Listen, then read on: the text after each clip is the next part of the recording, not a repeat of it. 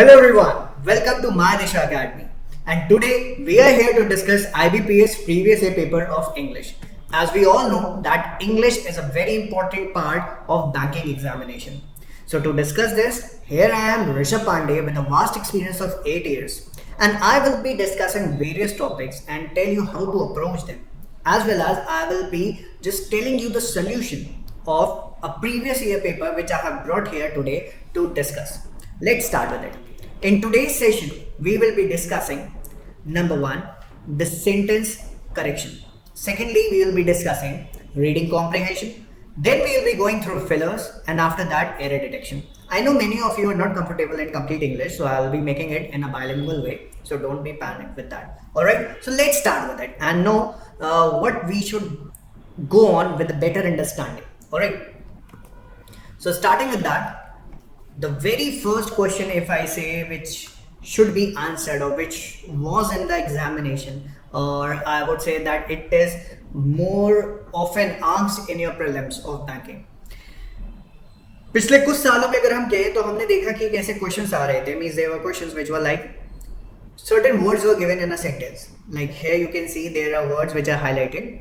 Academician, then there's a word, sorry for that, there's a word academician, then commendable, highlighting, dangerous. All these four words are there. Now there might be a chance that they are wrongly placed. If I'm saying wrongly placed means उनका placement कहीं ना कहीं sentence को grammatically या contextually incorrect बना रहा होगा. So we have to check whether these words in this sentence are put at the right spot or not. And this can only be checked if we first of all analyze them grammatically and then contextually. So let's start with it. Now, if I start with the sentence, very first thing which I see over here is the. The is what? The is the article. Now we all know after article what comes? Noun, most probably, because articles are known as modifiers and they define noun. Over here I see academician written. Now academician is what? Academician is a noun. So when we say academician, academician becomes a noun, and a person who is actually having a great knowledge of subjects and different things are called academician. Alright. Then the academician did a commendable job. Commendable means in which you are going to applaud him that you have done something very good. तो अगर हम देखें ना तो हमने यहाँ पर क्या देखा कि एक ऐसा बंदा है जो थोड़ा सा नॉलेज रखता है, academician है, और उसने कमेंडेबल जॉब किया, यानी कि a job which I can say is applaudable. Alright, उसकी सराहना कर सकते हैं. तो ये अभी तक सही चल रहा है. academician did a commendable job. कैसा कमेंडेबल जॉब किया उन्होंने, किस मामले में? इन हाईलाइटिंग. हाईलाइटिंग का मतलब क्या होता है? किसी चीज़ को बहुत ज़्यादा प्रखर रूप से दिखाना, या फिर कहा जाए किसी चीज़ को बहुत ज़्यादा फ्लैग ऑफ करना, हाईलाइट करना, लोगों के सामने दिखाना कि देखो यही वो मुद्दा है. ठीक है, तो अकेडमिशियन ने ऐसा एक कमेंटेबल जॉब किया. उन्होंने हाईलाइट किया क्या? डेंजर्स, जो खतरे थे, of the so called lethal weapon system. तो अगर हम यहाँ पर देखें ऑलमोस्ट हमें सारे ही वर्ड सही दिख रहे हैं. academician भी करेक्टली प्लेस था, कमेंडेबल भी, हाईलाइटिंग भी, डेंजर भी, and system was also one of that word, ये भी सही प्लेस था. तो इसके लिए क्या था? नो इंटरचेंज रिक्वायर्ड, क्योंकि सारे ही वर्ड अगर देखा जाए ग्रामेटिकली और कंटेक्चुअली बिल्कुल सही तरीके से फिट है. नेक्स्ट क्वेश्चन पर आते हैं तो हमें क्या दिखता है? Skills are a set. अब देखो यहाँ पर आया है स्किल्स. सबसे पहले हमें दिख गया एक नाउन, और वो नाउन क्या है? स्किल्स है. तो स्किल्स आर अ क्या हो गया? आर्टिकल. ठीक है, अब अगर ये आर्टिकल है और यहाँ पर देखो असेट आ रहा है, तो असेट क्या है? असेट एक ऐसा नाउन है जिसकी स्टार्टिंग हो रही है वॉल से. वॉल या बेसिकली वॉल तो नहीं देखते हम, वॉल साउंड को चेक करते हैं. अब असेट में वॉल साउंड भी आ रहा है, तो अगर वॉल साउंड आ रहा है तो यहाँ पर ए ना होकर एन होना चाहिए था, लेकिन हम उसको तो रिप्लेस कर नहीं सकते. We have to replace the word. That means this word is wrongly placed over here. So इतना तो समझ में आ गया कि ए को रिप्लेस करना है. किससे करना है? Let's see. So skills are asset vital. अब देखो अगर इनको इंटरचेंज कर दें तो ये क्या हो जाएगा? Vital asset. वाइटल का मतलब हो जाता है इंपॉर्टेंट. ये सुनो, तो आ जाएगा skills are a vital asset. तो इंटरचेंज करने पे वाइटल असेट हो गया. कहां पर? In today's globalised economy. आज की ग्लोबलाइज्ड इकोनॉमी में स्किल्स आपके एक बहुत वाइटल एसेट है, ठीक है, ये बिल्कुल सही जा रहा है। Where threat jobs, threat jobs, job threats सुना है लेकिन थ्रेड जॉब्स गलत है, तो कहीं ना कहीं ये भी गलत है, इसको रिप्लेस करना पड़ेगा। Are under unskilled of automation, are under unskilled, अगर इसको यहाँ पर ले आए और इसको यहाँ ले आए तब क्या होगा? In today's globalised economy where unskilled jobs, मतलब ऐसी जॉब्स जिनमें स्किल की रिक्वायरमेंट नहीं है, unskilled jobs are under threat of automation, वो थ्रेट में है किसकी? ऑटोमेशन। अंडर थ्रेट तो होता है under siege, under threat, all these are used under threat of what? Under threat of automation. So the correct answer what we can see is A to be replaced by B and C to be replaced by D. तो ये कहाँ पर दिया है? This is the correct option. Clear? Next question पर आते हैं। corruption employees अगर सही होता तो बेसिकली यहाँ पर होता corrupt employees, corruption employees ना होकर क्या होता? corrupt employees, क्योंकि करप्शन नाउन है और एम्प्लॉइज भी नाउन है। ऐसा नहीं कि दो नाउन एक साथ नहीं आते हैं, बट करप्शन एंड एम्प्लॉय नहीं, क्योंकि करप्शन का हमारे पास एक एडजेक्टिव बनता है जिसको हम कहते हैं करप्ट, तो करप्ट एम्प्लॉइज तो वो तो है नहीं। अब हम इस वर्ड को कहाँ ले जाएं तो देखते हैं। Corruption employees facing criminal charges और गवर्नमेंट केसेस। अब देखो गवर्नमेंट केसेस ऐसे तो कोई केसेस होते नहीं, लीगल केसेस होते हैं, गवर्नमेंट केसेस होते नहीं। अच्छा गवर्नमेंट को अगर यहाँ ले आए क्योंकि गवर्नमेंट एम्प्लॉइज होते हैं, ठीक है, तो government employees facing criminal charges.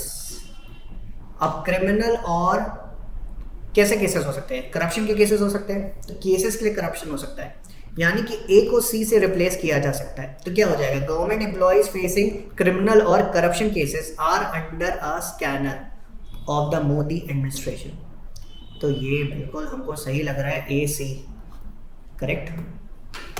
Next, if the obliged are alternative, ये क्या है? obliged alternative means not sounds correct, obliged alternative, let's say if the obliged are alternative the authorities are obliged to provide compensation or an cancelled. Now just see an is coming over here, so something with you can say all, that is alternative. So B को हम C मतलब ई की जगह पर B का आना और B की जगह पर ई का आना ऐसा हो जाए, या फिर अथॉरिटीज़ यहाँ आ जाए, लेकिन एन अथॉरिटीज़ हो नहीं सकता। क्यों? क्योंकि ये प्लूरल है, अथॉरिटीज़ इज प्लूरल, तो जाहिर सी बात है ये यहाँ पर नहीं आ सकता, क्योंकि ए और एन हमेशा सिंगुलर को पॉइंट आउट करते हैं। किसको पॉइंट आउट करते हैं? सिंगुलर को। तो जब ये सिंगुलर को पॉइंट आउट करते हैं तो जाहिर सी बात है अथॉरिटीज आएगा नहीं। अब बच्चा क्या? ऑल्टरनेटिव, यानी कि बी और ई का रिप्लेसमेंट आ गया। बी और ई का रिप्लेसमेंट में एक ऑप्शन सी है और एक ऑप्शन डी है। अब हमें चेक करना है क्या ए और डी भी इंटरचेंजेबल है, तो ए को डी की जगह और डी को ए की जगह करते हैं, यानी कि यहाँ पर ऑब्लाइज्ड और यहाँ पर फ्लाइट्स। अब चेक करते हैं, फ्लाइट्स आर, यहाँ पर क्या आ जाएगा? फ्लाइट्स, क्योंकि चेंज हो गया। फ्लाइट्स आर, अब ये यहाँ आ गया, ये यहाँ आ गया, कैंसिल्ड, ठीक है। अब पर if the flights are cancelled, अगर फ्लाइट्स कैंसिल हो जाती है उस केस में क्या करना होगा? The authorities are obliged to provide compensation or an alternative। बिल्कुल सही। तो करेक्ट ऑप्शन क्या हो रहा है? ए को डी से रिप्लेस करना है और बी को ई से। सो क्लियर हो गया। तो देखो ग्रामर की knowledge means if you are having that grammatical knowledge और grammatical sense, then you can do maximum number of questions. See, many times I have heard instructors telling that grammar is just a 5 marks. Literally, if I tell you, whenever you are reading in English now, whatever you are reading, everything has grammar. And if you know the analysis of grammar now, 100% you are going to excel in the portion of English. See, I always tell students, just to read the Hindu is not good. But if you read just a paragraph and analyze it grammatically, then definitely you are going to crack your prelims as well as mains. Definitely I'm telling, because by doing analysis on the verbal ability as well as when you are doing it grammatically, in that aspect you are actually learning what kind of passage they are trying to make, grammatically also and verbally also. So you will be definitely able to crack your prelims as well as your mains. Then next question, the revenue department has asked customs officials to ensure strict implementation of import on prohibition of e-cigarette. See, the revenue department, if I just check it over here, it is saying the revenue department, somewhat I find it correct. Let's move ahead. Has asked customs officials. See, now remember, this is an exception. What kind of exception is this? Generally, when we are taught one thing, that adjectives can never be plural. Adjectives कभी plural नहीं हो सकते, ये बात हमको पढ़ाई जाती है, ठीक है? कहोगे ये यहाँ पर क्यों बता रहे सर? देखो, ऑफिशियल्स यहाँ पर है, ऑफिशियल्स नाउन है, नाउन के पहले जो आता है वो असल में एडजेक्टिव का काम कर रहा होता है. Even in the compound noun, जो आपको एक रूल पढ़ाया जाता है कंपाउंड नाउन, कि जब कभी भी दो नाउन एक साथ आए तो वो कंपाउंड नाउन होता है.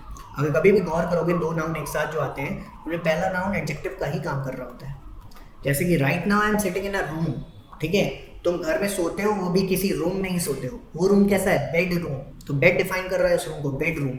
जहाँ पढ़ते हैं वो कौन सा रूम होता है? Class room. इस रूम को कौन डिफाइन कर रहा है? क्लास डिफाइन कर रही है, तो क्लास रूम, ठीक है? हम सड़क पे चलते हैं तो वो कौन सा पाथ होता है? फुटपाथ, जिसमें हम चलते हैं, ठीक है? सुबह सुबह ब्रश करते हैं, कौन सा ब्रश होता है? टूथ ब्रश, ठीक है? अगर सिलेक्शन नहीं लिया तो मम्मी थमा देंगी टॉयलेट ब्रश, जाओ साफ करो टॉयलेट, तो कौन सा ब्रश थमा दिया? Toilet brush. सो ये सारी चीज़ें हमें पता होनी चाहिए कि दो नाउन कभी एक साथ नहीं आ सकते. पहला वाला हमेशा किसका काम करेगा? एडजेक्टिव का. और एक बात और तब बताई जाती है कि एडजेक्टिव कभी प्लूरल नहीं होते, इसलिए टूथ ब्रश होता है, टीथ ब्रश नहीं होता. फुटपाथ होता है, फीट पाथ नहीं होता, ठीक है? तो ये बात तो क्लियर हो जाती है कि दो नाउन एक साथ नहीं आते, पहला वाला एडजेक्टिव का काम करता है, एडजेक्टिव कभी प्लूरल नहीं होता. लेकिन ये कुछ जगह एक्सेप्शंस होते हैं जहाँ पर हम इनको अवॉइड करते हैं. जैसे मार्केट्स रेगुलेटर, एक आपने पता नहीं कभी बहुत ज़्यादा डीप रीड किया है कि नहीं किया है. जैसे आता है मार्केट्स रेगुलेटर. जब भी मार्केट्स रेगुलेटर दिया जाए ना, तो समझ जाना वो कैपिटल मार्केट की बात कर रहा है. किसकी बात कर रहा है? Capital market. और उस केस में हम हमेशा मार्केट्स ही लिखते हैं, कभी मार्केट नहीं लिखते. इसके लिए कुछ नए टर्म्स भी यूज होते हैं, जैसे बोर्सेस, बर्स. ये इंपॉर्टेंट टर्म है, अक्सर हमें न्यूज़ में देखने को मिल रहे हैं, तो इसलिए इनको भी याद रखना. कभी कैपिटल मार्केट के लिए एक नए टर्म्स इस्तेमाल होंगे तो वो आपको बूर्सेस या बर्स मिलेगा. जैसे मैंने कहा अगर आपसे फ्रेंच बर्स, तो फ्रेंच बर्स का मतलब क्या हुआ? French capital market. ऑलराइट, तो ये इतना क्लियर हुआ. तो the revenue department has asked customs officials, क्या कहा? टू इंश्योर, कि इंश्योर करो. क्या इंश्योर करो? Strict implementation. हो सकता था स्ट्रिक्ट इम्प्लीमेंटेशन किस चीज़ का? Strict implementation of what? Of import या ऑफ प्रोहिबिशन? तो सही आंसर होगा ऑफ प्रोहिबिशन. किस चीज़ पर प्रोहिबिशन? Prohibition on import. किस चीज़ का import? Import of e cigarette, ठीक है? तो सही आंसर होगा कि डी और ई का रिप्लेसमेंट हो रहा है, जो कि आंसर है बी. क्लियर? तो ये थे 5 क्वेश्चंस जहाँ पर हमारा सेंटेंस करेक्शन हमको चेक करना था. अगर वर्ड्स गलत जगह पर प्लेस्ड हैं तो उनको सही जगह पर प्लेस करना था, ग्रामेटिकली और कंटेक्चुअली करेक्ट बनाता था स्टेटमेंट को.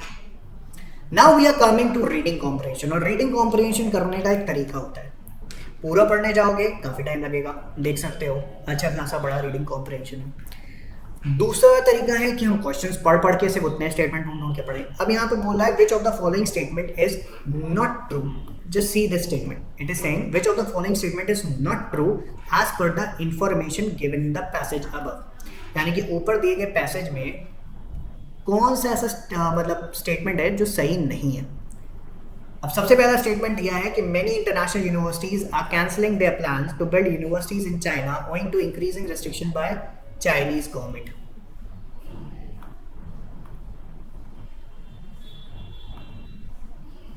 अब अगर हम यहाँ पर देखें तो सबसे पहले हमें दिखाई दे रहा है a golden age for western schools in China coming to an end in the face of new government clamp down. Government ने कोई नया क्लैम्प डाउन किया है, लेकिन उससे क्या गोल्डन एज खत्म हुई है? वेस्टर्न स्कूल्स की गोल्डन एज खत्म हुई. किसकी गोल्डन एज खत्म हो रही है? Western school. अभी यहाँ यूनिवर्सिटीज़ की बात नहीं की, हम आगे बढ़ेंगे. China has been happy hunting ground for western schools in recent year. मतलब रिसेंट ईयर में वेस्टर्न स्कूल बहुत आए. As a burgeoning middle class looks to equip their children with the qualification. मतलब जो मिडिल क्लास है जो वहाँ पर बहुत ज़्यादा बढ़ रही है, क्योंकि लोगों की इनकम बढ़ रही है, जीडीपी बढ़ रहा है, तो मिडिल क्लास बढ़ रहा है, तो अपने बच्चों को अच्छी क्वालिफिकेशन दिलाना चाहते हैं ताकि वो वेस्टर्न यूनिवर्सिटीज़ में दाखिला पा सकें, एडमिशन पा सकें. साथ ही साथ उनकी स्किल्स को एनहांस किया जा सके ताकि वो ज्वाइन करें ग्लोबल वर्कफोर्स. यानी कि एमएनसी कल्चर की तरफ जा सके, अच्छी कमाई कर सके, समथिंग लाइक दैट। तो इसके लिए वो इंटरनेशनल स्कूल्स में डाल रहे हैं ताकि वो इंटरनेशनल वेस्टर्न यूनिवर्सिटीज़ में जाके पढ़ सकें। तो दिखा रहे हैं कि पिछले 5 सालों में 64% इंक्रीज आ नंबर ऑफ स्टूडेंट्स में इंटरनेशनल स्कूल्स में चाइना में, जो 3,72,000 के आंकड़े के आसपास था। लेकिन from the next year schools को सेलेक्ट करना है वाया लॉटरी। अब स्कूल्स लॉटरी के द्वारा सेलेक्ट करेंगे, डायरेक्टली पिक नहीं कर सकते। ठीक है, ये क्रैकडाउन किया क्यों गया, ये कार्यवाही क्यों गई? ये फियर है कि जो फॉरेन ओन स्कूल है वो पोचिंग करे। पोचिंग मतलब एक शिकार कहना मतलब आंख लगाए, बस यही मेरे को चाहिए। और किसकी पोचिंग करे? ब्राइटेस्ट स्टूडेंट, यानी कि अच्छे अच्छे बच्चों को उठा ले जा रहे हैं। ठीक है, अब ये जो चेंजेस लाए हैं इससे क्या हो रहा है, और इनका इंटरनेशनल स्कूल्स को चाइनीज़ करिकुलम पढ़ाना होगा नेशनल प्रोग्राम के साथ, मतलब अपने यहाँ का कल्चर में उन्होंने बढ़ाने की बात की।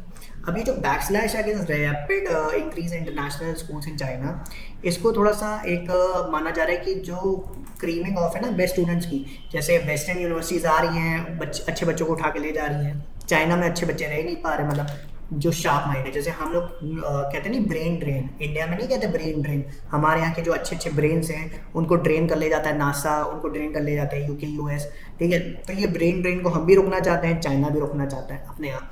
तो इंटरनेशनल स्कूल्स ने क्या किया, उन्होंने यहाँ पर चाइना में अपना एक्सपेंशन किया, क्योंकि उनको दिखा कि चाइनीज़ मार्केट अच्छी हो रही है, बड़ी होती है। पहले इंटरनेशनल स्कूल्स में जो चाइना में होते थे ना, वहाँ पर सिर्फ जो मतलब बाहर के ही लोग सेटल होते थे, उनके बच्चे जाते थे।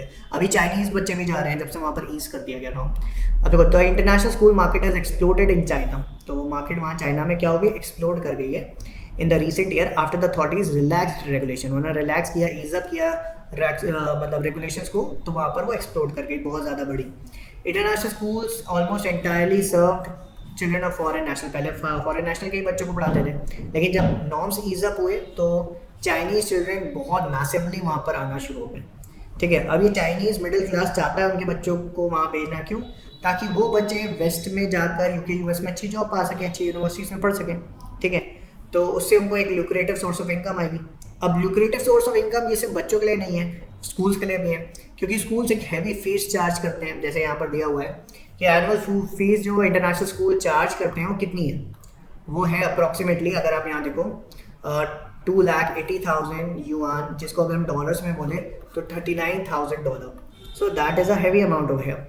अब China is the largest source of international student. UK university में सबसे ज़्यादा जो बच्चे आते हैं इंटरनेशनल, वो चाइना से ही आते हैं। ठीक है, फॉर मोर दैन 1 in 5, मतलब मान के जो हर 5 बच्चे में एक बच्चा चाइनीज़ होता है वहाँ पर, जो पोस्ट ग्रेजुएशन कर रहा होता है। तो some of the prestigious private school have sought to capitalise on the brand. बहुत सारे प्रेस्टीजियस प्राइवेट स्कूल अपनी अपनी ब्रांचेस खोल रहे चाइना में, कैपिटलाइज करने के लिए, ज़्यादा गेन करने के लिए।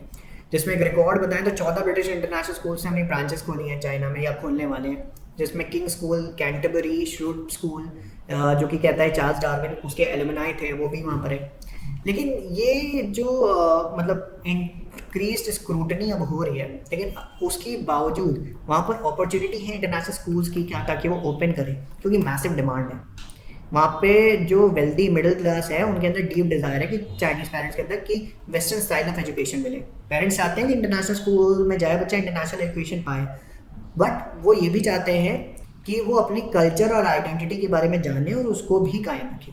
ठीक है, तो ये एक excellent exam result over placement इन टॉप यूनिवर्सिटीज़ वो भी चले और उसके अपने कल्चर को भी वो याद रखें।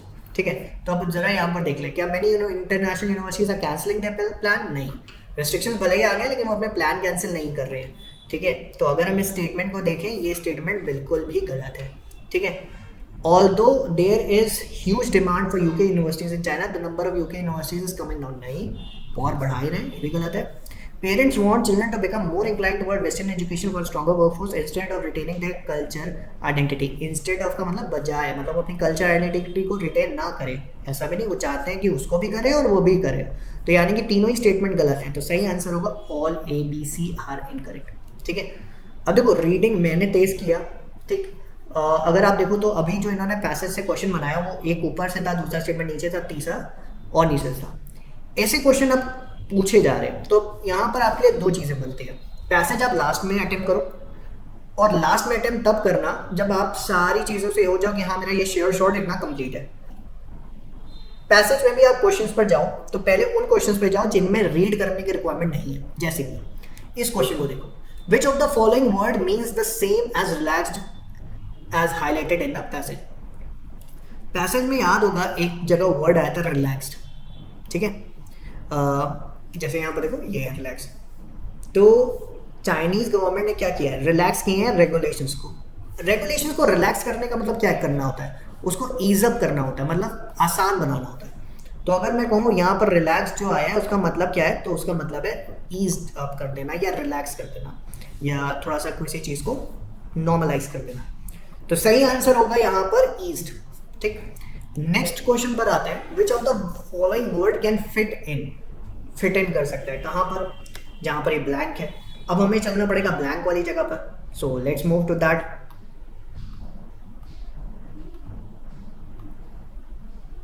यहां पर ब्लैंक दिखाई दे रहा है। China is the largest source of international student at UK universities dash for more than 1 in 5। अब देखो यहाँ पर आंकड़ों की बात हो रही है, आंकड़ों को कंपाइल करना, अकाउंट करना, यही होता है। यहाँ पर अगर आप वर्ड देखो तो क्या है, इंटरट्विनिंग या इंटरट्विनिंग कहो उसको, ठीक है। अब इंटरट्विनिंग का मतलब होता है किसी चीज को ट्विस्ट करना, बहुत क्लोजली मोड़ देना, ठीक है। तो यहाँ मोड़ने या ट्विस्ट करने की बात हो नहीं। ब्रीफ करना किसी चीज को, it's not like that. Spend खर्च करने की हो नहीं। बेटरिंग किसी चीज को और अच्छा करना, इंप्रूव करना, बेटर करना, नहीं। यहाँ पर आंकड़ों की बात हो रही है तो इसके लिए होगा अकाउंटिंग टू, मतलब कहीं पर कोई चीज है और उसका टोटल आंकड़ा अगर होता है तो कहते हैं अकाउंटिंग टू दिस थिंग। आंकड़ा के आकलन करना या किसी भी कह सकते हो न्यूमेरिकल का आंकलन करना, उसको अकाउंटिंग कहते हैं। अकाउंटिंग की प्रोसेस नहीं होगी, गणना करना। एक तरीके से हम कह रहे हैं कि हर 10 में से इतने बच्चे ये करते हैं, तो मैं क्या कर रहा हूँ, अकाउंटिंग चेक कर रहा हूँ उसकी कि इतने आंकड़ा है, कितना आंकड़ा यहाँ पर जा रहा है इसके फेवर में, कितना आंकड़ा अगेंस्ट है, तो समथिंग लाइक दैट। तो उस चीज़ को, डेटा को एनालाइज करना और उसके ऊपर कोई रिपोर्ट बनाना या उसके आधार पर कुछ बोलना, तो अकाउंटिंग से हम यूज़ करते हैं, ठीक है। Which of the following phrase can replace the phrase in the face of? अब देखो, अगर हम बात करें in lieu of का तो मतलब होता है instead of, against of मतलब किसी के अगेंस्ट, इमर्जिंग उन्नत करना, in terms of कुछ टर्म्स एंड कंडीशन के आधार पे कोई चीज होना।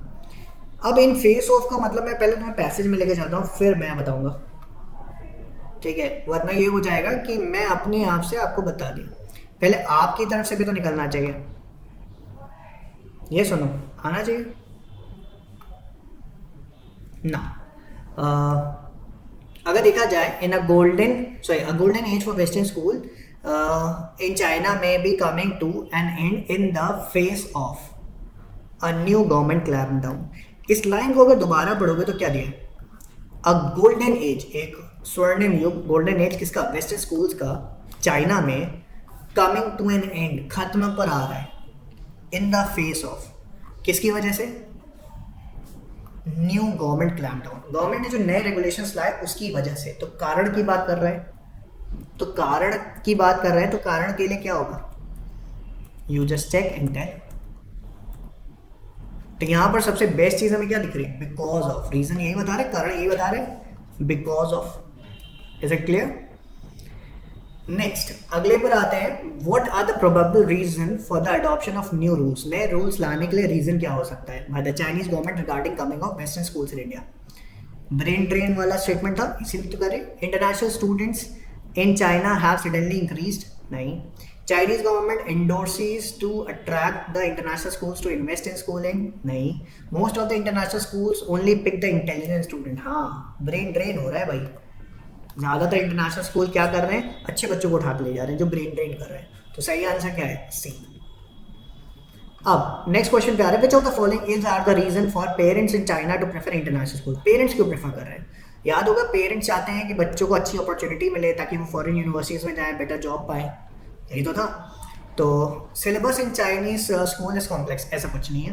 There is a lack of local teacher within Chinese school, नहीं, बिल्कुल नहीं।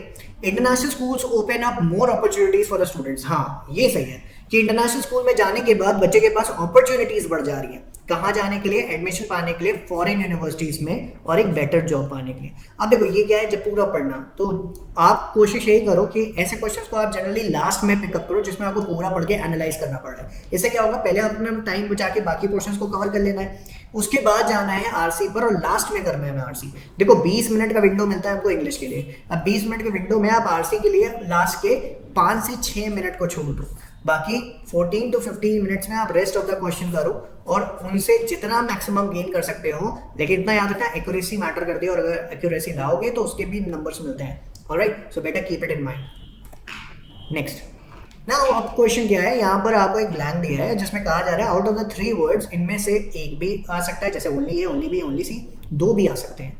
ठीक है, तो आपको चेक करना है कौन सा वर्ड। 2 का मतलब ये नहीं कि दोनों एक साथ आएंगे, 2 का मतलब वो दोनों एप्लीकेबल है यहाँ पर। ठीक है, तो अब the minister was dash by the authorities for not paying the taxes. Minister साहब टैक्स नहीं पे कर रहे हैं तो उसके लिए अथॉरिटीज ने क्या किया होगा? पहला, हाउंड। हाउंड का मतलब समझते हो? वो देखा है, एक वेब सीरीज थी, बहुत सुना होगा, गेम ऑफ थ्रोन्स, GOT। तो उसमें हाउंड होते थे। हाउंड क्या होते थे? बहुत बड़े बड़े विशाल काय आदमी जो हमेशा लोगों को मारने, डराने, असैसिनेट करने के लिए रखे जाते थे, तो हाउंड उनको कहा जाता था। अब उसी से वर्ड बना हाउंडेड। हाउंडेड का मतलब होता है उनको टॉर्चर करना, किसी को मतलब बहुत ज़्यादा प्रेशराइज करना, टॉर्चर करना, कहना सही से काम करो नहीं तो यू विल बी हाउंडेड। तो हाउंड से हाउंडेड आया। तो हाउंडेड का मतलब प्रेशराइज करना या पेनलाइज करने की धमकी देना। ठीक है, तो मिनिस्टर को हाउंडेड किया जा सकता है ना, was hounded by the authorities for not paying the taxes किया जा सकता है, तो hounded can be the word.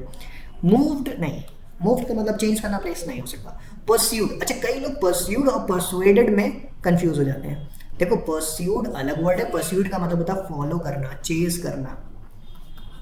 ठीक है, जैसे आप परस्यू करते हो क्या, आपने ग्रेजुएशन में आपने कुछ किया होगा तो ये क्या कहते थे, आई एम परसुइंग दिस, तो परस्यू उससे आता है। और परसुएड का मतलब होता है किसी को बहलाना, फुसलाना, या कह सकते हो अपनी बातों में लाकर गुमराह करना, परसुएड करना, वो होता है परसुएड करना। तो यहाँ पर हाउंडेड भी आ रहा है और परस्यूड भी आ रहा है, तो A and C का ऑप्शन यानी कि करेक्ट आंसर E है।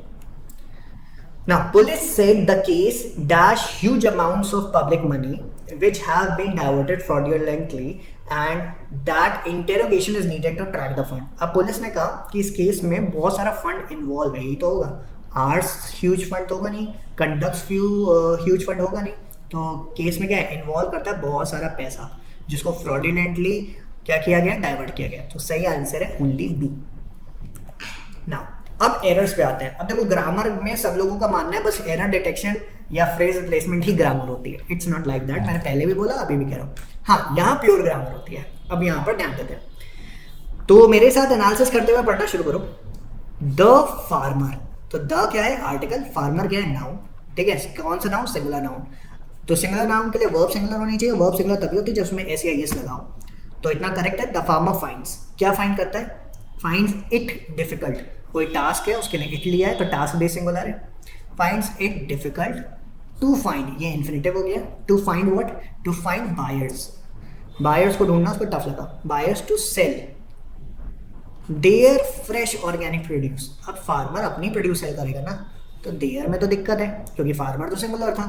तो यहाँ पर कहोगे सर इट्स होना चाहिए, तो मैं कहूँगा नहीं यार, इट्स तो न्यूट्रल के लिए यूज करते हैं, तो यहाँ पे क्या आएगा, हिज। तो आंसर क्या है, सी पार्ट में एरर है। क्या एरर है वो भी क्लियर हो गया। नेक्स्ट पे चलते हैं। इट वर, अब देखो यहाँ पर दिया है it were not mister Kejriwal's fault. ये जो वर है ना, ये फॉल्ट के लिए लगा है और फॉल्ट क्या है, सिंगुलर नाउन है, तो ये वर ना होकर क्या होगा, वॉज। तो सीधा सीधा हमको पार्ट ए में ही एरर मिल गया। It was not mister Kejriwal's fault. आगे जाना चाहते हो तो पढ़ लो, लेकिन उसका काम नहीं आना एज मतलब एग्जाम के रिफ्लेक्शन में बात करें, क्योंकि हमको एरर मिल गया, फिर भी हम चेक कर देते हैं।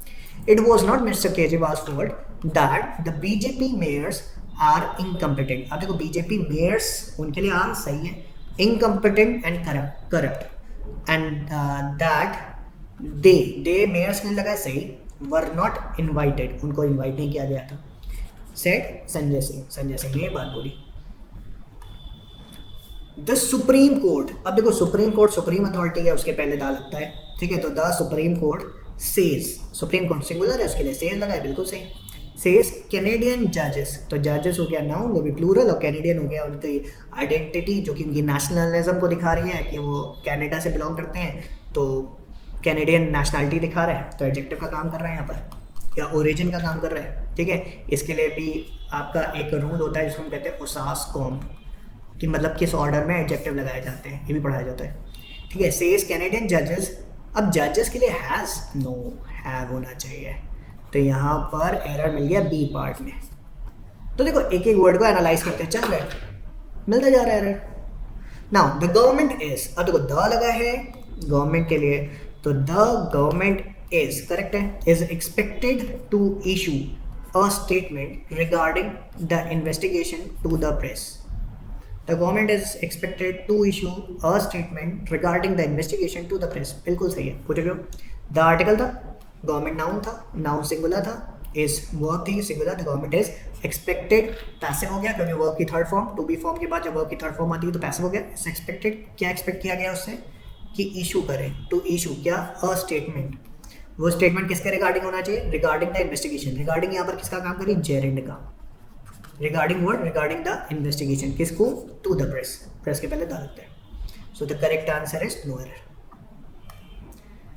ना द कंपनी, द लगाए आर्टिकल कंपनी, कंपनी का नाम मारुति सुजुकी। कभी भी याद रखना अगर नाम और उसका एक डिस्क्रिप्शन आ रहा है तो नाम को दो कॉमा से सेपरेट कर देना, ठीक है।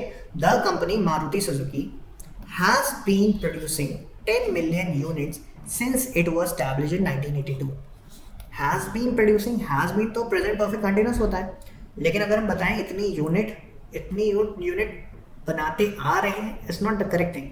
आज तक इतनी हमने बना दी ना, ये तो बन चुकी है। कोई भी टास्क अगर अभी तक हो चुका है तो उसके लिए हम प्रेजेंट परफेक्ट यूज करते हैं, ना कि प्रेजेंट परफेक्ट कंटिन्यूस। तो इसके लिए होता है the company Maruti Suzuki has produced till date, आज तक इतना प्रोड्यूस कर दिया है, ठीक है। अगर मैं कहूँ मैं 8 साल से पढ़ाता आ रहा हूँ, इतने सारे क्वेश्चन कराता आ रहा हूँ, गलत है। मैंने आज तक इतने क्वेश्चन करा दिए हैं, I have done this much till this date, इतने डेटा वो खत्म कर दिया मैंने इतना काम, ठीक है। So the company Maruti Suzuki has produced 10 million unit since it was established, तब से अब तक उन्होंने 10 मिलियन यूनिट्स प्रोड्यूस कर दिए हैं, तो सही आंसर होगा बी पार्ट में। Next, under no circumstances you would be allowed to remain out of home after 10 o'clock said Radhika to her son. अब देखो बोल रही है अंडर नो सर्कमस्टांसेस, जब भी hardly, scarcely, sparsely, under no circumstances, no way, something ऐसा कोई negative introduction start होता है ना, तो उस केस में हमेशा याद रखना कि यहाँ पर हम इन्वर्जन यूज करते हैं। क्या यूज करते हैं? इन्वर्जन, ठीक है। तो यू वुड की जगह हो जाएगा वुड यू, यू वुड की जगह क्या हो जाएगा? Would you. तो under no circumstances would you be allowed to remain out of home after 10 o'clock। Clear? तो ये था हमारा last question. I think this much is clear to all of you. हमने सेंटेंस करेक्शन पढ़ा, and after sentence correction reading comprehension, then fillers and error detection. So I hope you all enjoyed the session and learned a lot from it. So this was all. Thank you. Thanks a lot and God bless you.